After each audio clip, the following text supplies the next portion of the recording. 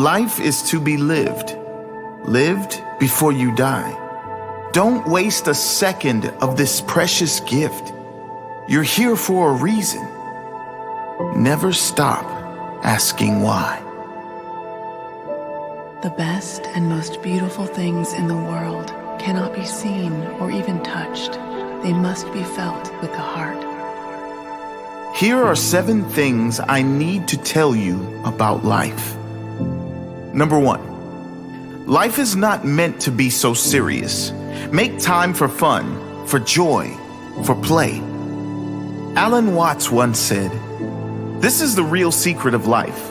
To be completely engaged with what you are doing in the here and now. And instead of calling it work, realize it is play.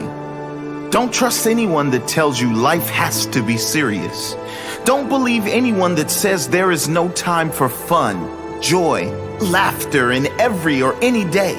When you are young, life is nothing but fun.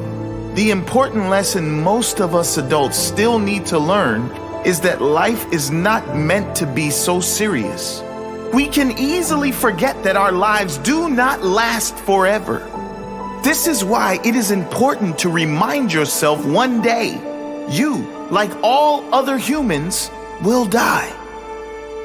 When we remind ourselves of our certain death, when we remind ourselves of the fact that we do not know when it will all end, when we really take that in, the impermanence of it all, maybe then, we can start taking everything a little less seriously. Most people are struggling so hard to get the job, to get the extra money so they can impress people who they really don't like. And those people really don't care about them or about any of that anyway, because they're doing the same thing. Searching for one achievement, that one amount of money that will make everything better. But money doesn't make us feel worthy. Only we can do that.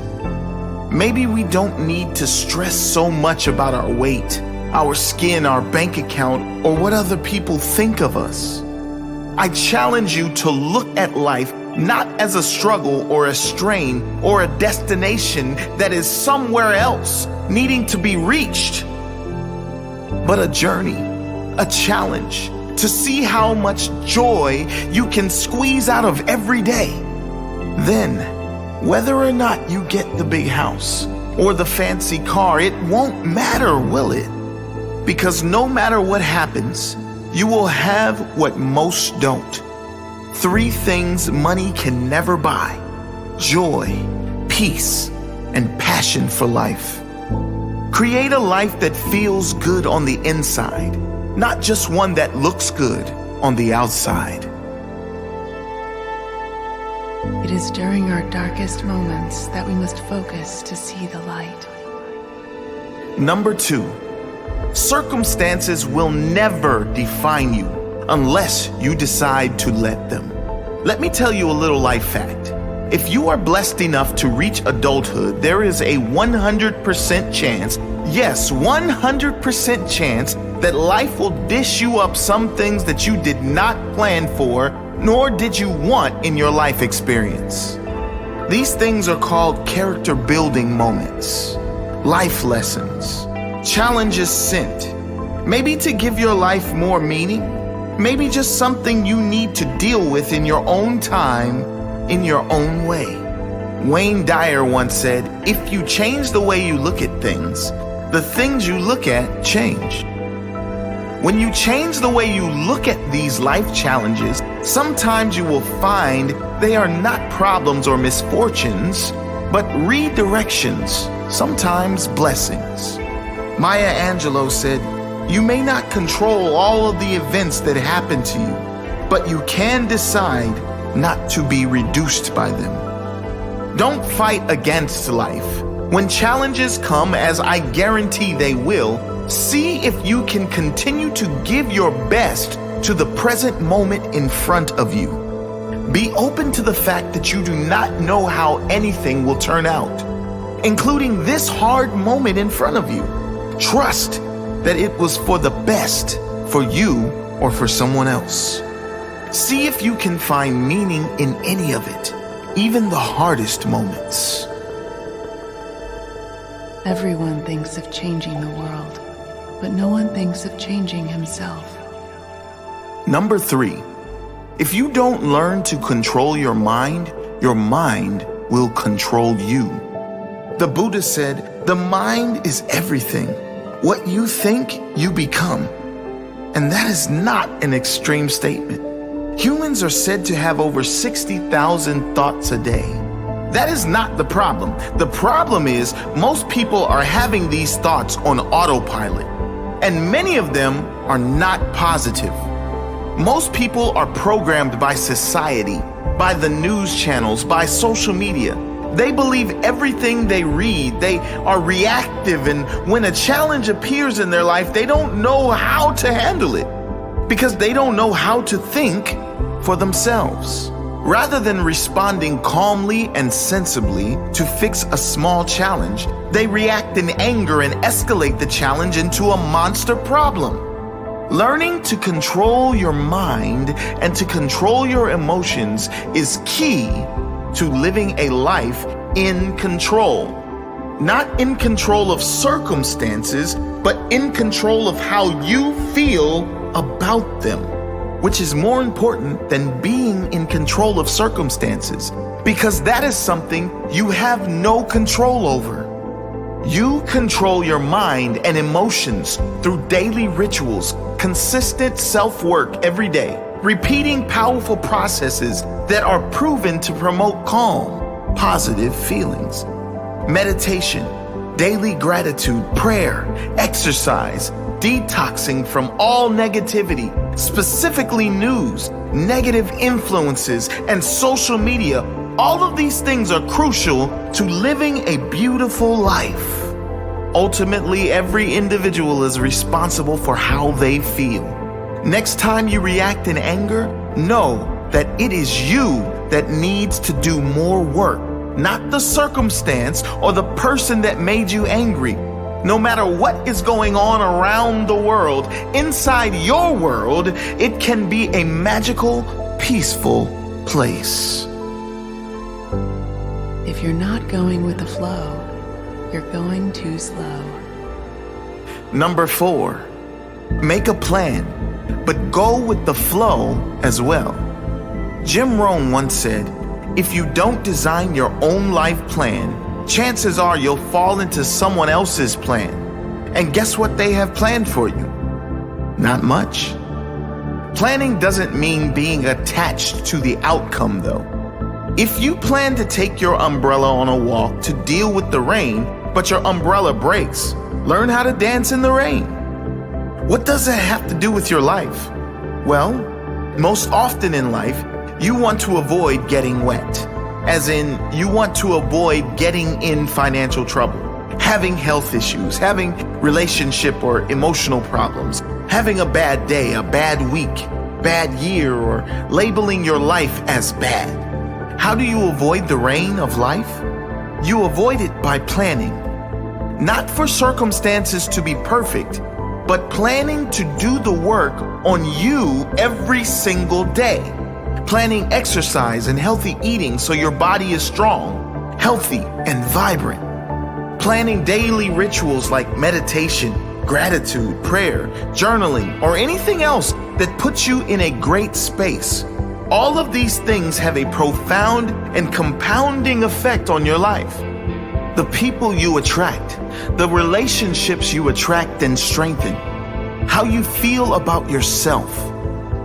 Now, of course, not everything always goes to plan. So when a challenge appears, when the rain of life comes down, learn how to dance in the rain, how to flow with it. And most importantly, plan to get back on track. As Benjamin Franklin once said, if you fail to plan, you are planning to fail. Care about what other people think, and you will always be their prisoner. Number 5, you'll never be able to please everyone. Yes, that's right. Even Mother Teresa has haters.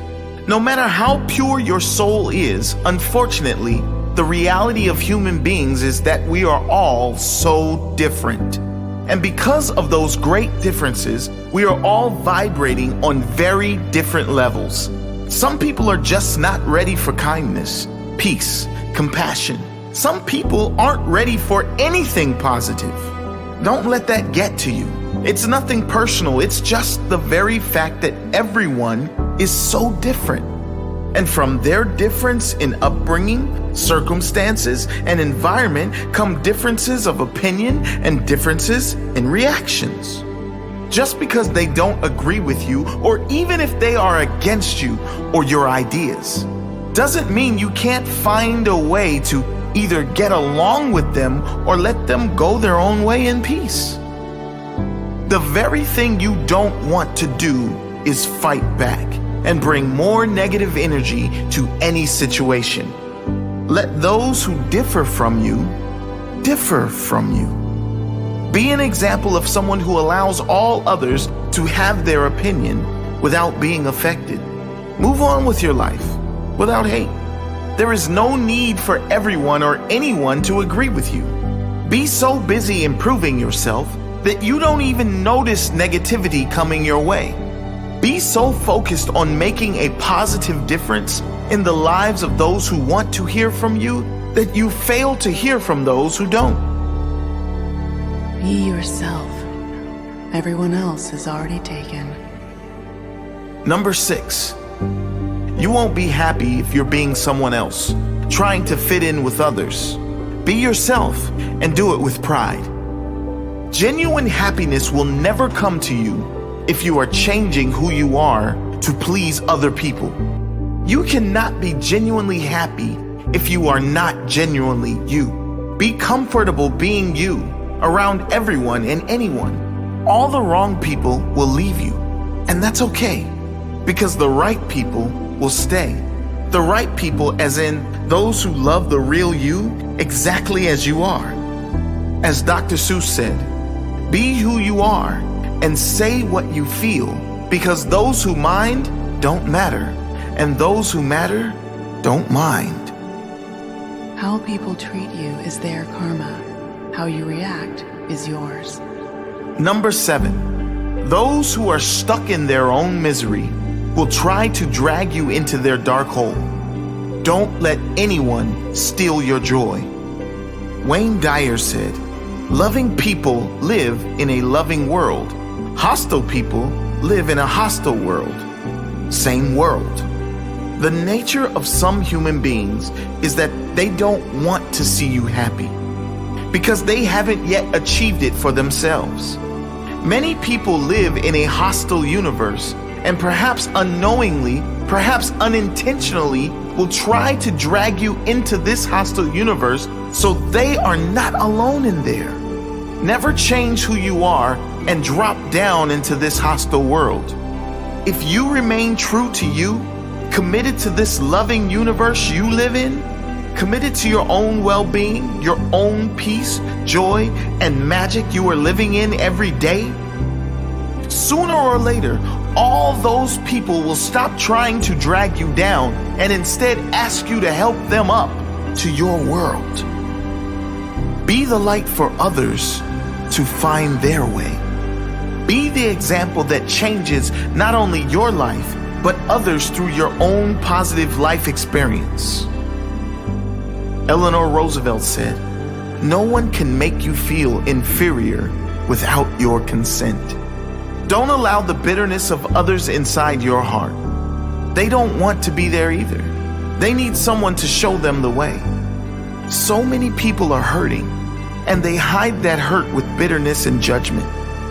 Wherever you can, in any day, in any moment, be that light for someone else. Lighten their day with your genuine kindness. Even if they don't give it back, be a positive example for this world. For most of us, our experience of life is always trying to get somewhere else, somewhere other than where we are. We're trying to make it, to achieve something that will make everything better. We're all trying to get that person, that house, that job, that award, that thing that will change everything. Very few of us are present. Very few of us enjoy the moment we are actually living in, because most of us are hoping for some better future moment. Somewhere else that is not here. Somewhere else that is better than this moment. But what if there is nowhere else? What if that somewhere else never comes? What if it does come and it doesn't change how we feel?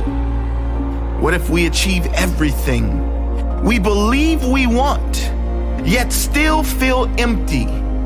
What if that place we are all seeking is really only a feeling? What if we could stop seeking and start feeling how we want to feel without needing anything? What if that feeling of importance we seek is all an illusion, a construct of the world, nothing more than our ego trying to compete with other egos? What if we've been playing this human game all wrong our entire lives? What if we would let it all go? Not the striving to be our best, not the wanting to be our healthiest or happiest self, but the ego's never-ending and ultimately impossible search for significance. What if we could be kinder to ourselves? What if we didn't need validation from others, validation from achievements or status or winning? What if we didn't need anything outside ourselves to be happy? What if we didn't need anything outside ourselves to be at peace? To enjoy life now? What if we could focus on what matters, how we feel? The only thing that matters. What if that was all just one decision away? Maybe we should all take a moment to think about it.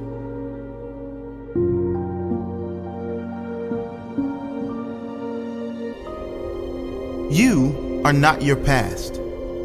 You are not your mistakes. You are not your failures. You are not who you were yesterday. You are not even who you were this morning. You are who you decide to become, who you commit to become.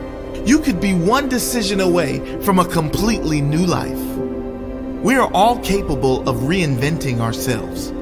There's absolutely no reason why anyone should live in the dark times of their past when their future is bright and waiting for them. Holding on to things that have gone wrong in the past is never going to serve your future. It's never going to make you feel good in the present. It will only increase your suffering. So you have to ask yourself, is that event, that moment from my past, that moment that is over now, worthy of sucking all the joy out of my present and my future? Am I really going to let that moment, that person or event win? Am I really going to let that take away all the joy of my future? Let it go. We all make mistakes. We all do. Those who move on have the greatest chance of joy, both now and in the future. Forgive yourself. Forgive everything and everyone, and feel the weight drop from your shoulders as you walk towards your new life. Repeat to yourself every day, I am not my past. I am not my mistakes. I am not my failures. I am who I decide to become. I am who I commit to become. I commit to become the best I can be. I forgive. I move on. I look forward to the new me. My best is yet to come. Today, I would like to propose to you a way of living that if you truly live this way, not only will it improve your life almost instantly, but it will improve the lives of everyone you come into contact with. It's not the magic pill. but it will bring a feeling of magic into your life if you live by it. It's not a winning lottery ticket, but if you live by these principles, you won't need a winning lottery ticket or any amount of money, because how you feel will be the reward. And no amount of money can buy a beautiful existence. No amount of money can buy a feeling of contentment. No amount of money can buy peace or joy. What is this way of living? It's called non-jar. N-O-N-J-A-R.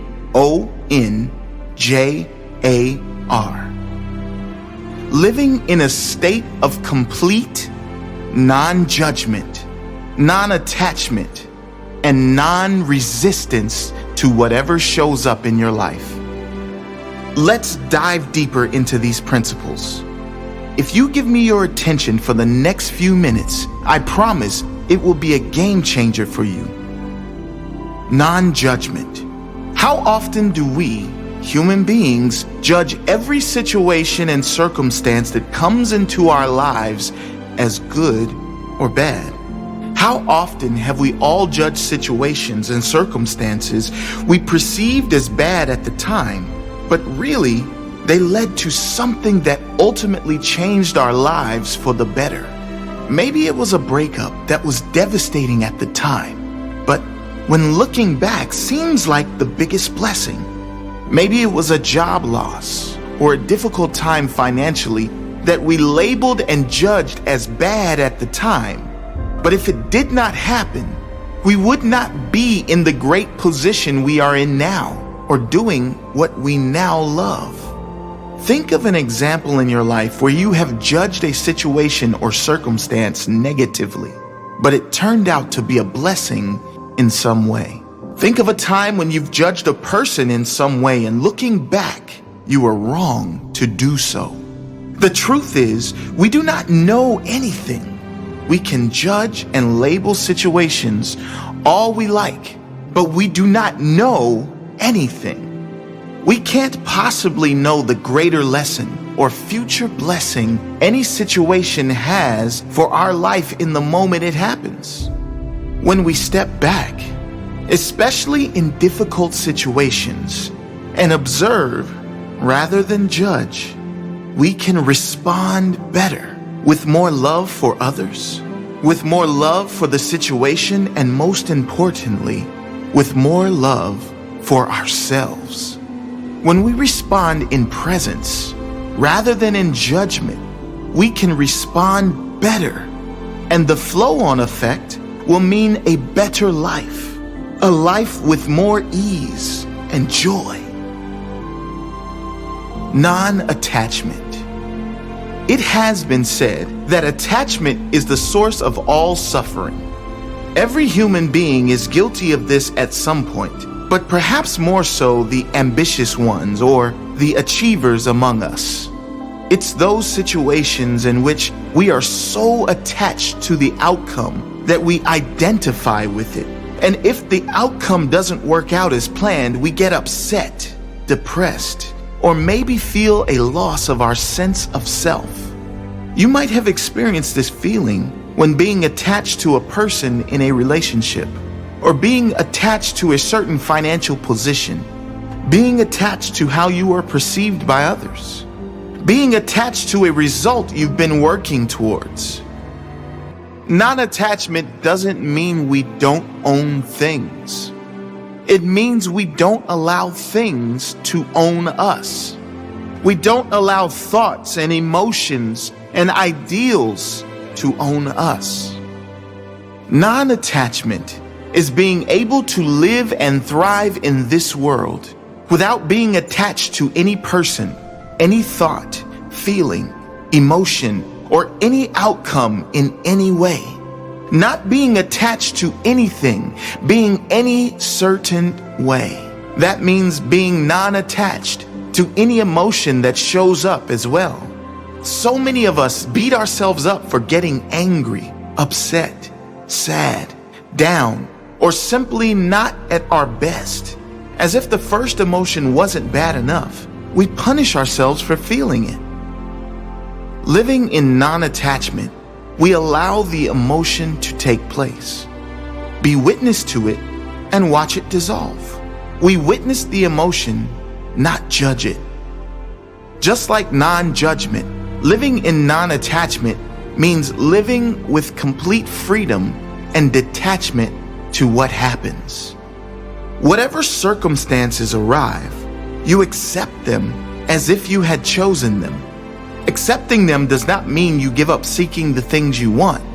It means whatever happens, you accept, while you continue to work toward the things you really want with presence and clarity. When you live in non-attachment, many of those things you thought you wanted fade away because you realize their insignificance, and that only leaves what is really important. Being attached to anything being a certain way drains you of your power. A Zen proverb that beautifully sums this up says, "Consider the trees which allow the birds to perch and fly away without either inviting them to stay or desiring them never to depart. If your heart can be like this, you will be near to the way." Non-resistance. Eckhart Tolle says non-resistance doesn't mean doing nothing. All it means is that doing becomes non-reactive. He says, remember the deep wisdom underlying the practice of Eastern martial arts. Don't resist the opponent's force. Yield to overcome. Much like non-judgment and non-attachment, living in a state of non-resistance means you do not resist what happens. You no longer fight what is. What could be more draining of life energy than fighting what is? There is nothing. It is why what you resist persists. Fighting against creates more energy for the thing you are fighting against. Letting go, accepting, and importantly, stepping back and being aware of what is actually happening gives you power. Reacting not in anger or resistance, with focus and presence, gives you power to change any situation. When we truly live by these principles, our life and our world around us instantly becomes clearer, with a greater sense of peace and understanding. Everything becomes lighter and our reactions become clearer. It affects not only our life and our immediate surroundings, but the entire planet. Because what could be more powerful than one person living in a beautiful state? That person's effect on others and the consequent compound effect those people will have on more people. It is profound. What a world we can live in if we dedicate our lives in this way. I pray you all give it a try, in full presence, with pure intentions. Many blessings.